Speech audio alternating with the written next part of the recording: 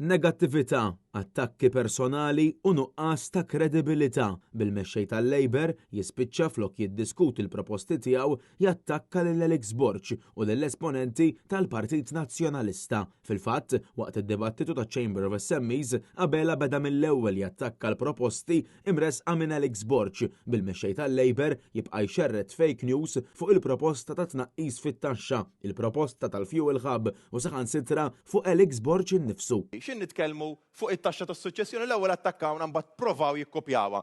Aħna lil poplu Malti Wawċi ser naraw li t-taxxa tas-suċċessjoni tkun zero. It-taxxa fuq id-donazzjoni tkun zero. Mhux ħanqogħdu nagħbu bin-numri u b'dal affarijiet. Imbagħad ħadd ieħor qal li tajba. Tkellimna fuq il-mediċini tal-kanċer. Filli attakkana Gino Kawki propju stess jattakkana li l-mediċini tal-kanċer mhux possibbli tihom xejn, imbagħad ħajiffirm agreement li ejwa l-mediċini tal-kanċer b'xejn tajjeb. Iċ-Child Trust Fund 5,000 euro lil kull wilt f'pajjiżna attakkawna qalhom qed tikkopja l-Trump. Issa ħajtu jom 5,000 euro lil wilt. Dik hija r-realtà tal-ikkopjar. Surrealment, bid-daħqa fuq wiċċu, Abela baqa' wkoll jgħid li hu kredibbli bil-kap tal-Partit Nazzjonalista ikun pront jikxef l-ipokrezija tal-mexxej Laborista. U-turns drajt tagħmel bħalma għamilt il Jean Paul Sofia, bħalma għamilt propju fuq in-negozji tal-corporate tax qedtilhom li ħadd tagħmilhom imbagħad ma għamiltilhomx, propju bħalma għamilt fuq il-VAT tar-restoranti illi aħna commitment ċar minn 18% nniżlu ħal 7%. Int naf li trid, però l-Ministru ta' quddiemek Lajt Karwana ma jridx, u allura kellek tieqaf għax ma nafx minnu l-Prim Ministru. Apparti minn hekk komplet toħroġ ukoll in-nuqqas ta' kredibilità ta' Robert Abela, speċjalment meta f'din il-kampanja inqabad illi kkopja l-proposti tal-Partit Nazzjonalista. Ripetizzjoni tal-pompa tal-petrol. Għaw ħafna negozjanti serji. Tana u l-Arup. Iġifieri l-kontrabandist li l-tqajt miegħu sibt il-moment biex tiltaqa' mal-kontrabandist. Inti qed tgħid illi investi lest tagħmel affidavit li ma tqajtx mal-kontrabandist jien għamilta. Meta jgħidu li verċin imbagħad nitkellmu. Attakka wkoll in-nies tattakka biss personalità. Mela, ħallina Għajdilhom il-kontrabandist.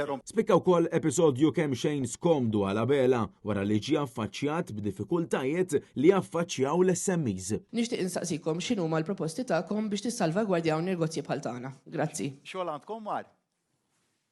Għandna xogħol fejn jidħol il-privat, però fejn jidħol il-ħadd tal-gvern m'għandna xejn. Spikkat ukoll l-ipokrezija ta' Abela meta beda jiftaħar bis-settur tas-saħħa qasam li jibqa' simbolu tal-inkompetenza tal-Labor u s-serqa ta' Vitals u Steward. Inti ħadejt lill-istudenti tas-saħħa fuq l-isptarijiet, il-medical school ħallejtilhom hemmhekk għadha ma nbnietx wara dawn daqshekk snin illi ilhom jistennew propri fil-campus hub fuq l-isptarijiet. Wara illi l-istess Ministru tal-Finanzi budget wara l-ieħor baqa' jiffirmalhom iż-żidiet u ma tawna l-ebda sptarijiet.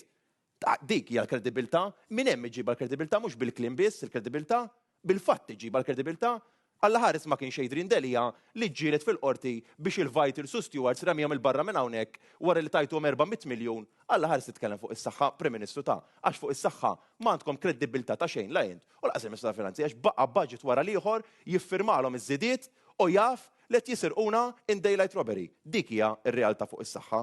Differenza ċara f'dan id-dibattitu mexxej Laborista aktar moħħu kif ser jattakka u jkisser proposti tajbin u innovattivi u kap tal-Partit Nazzjonalista lest sabiex jilqa' fuq spalleħ il-piżijiet tal-poplu b'viżjoni ċara ta' fejn irid jieħu lill-pajjiż.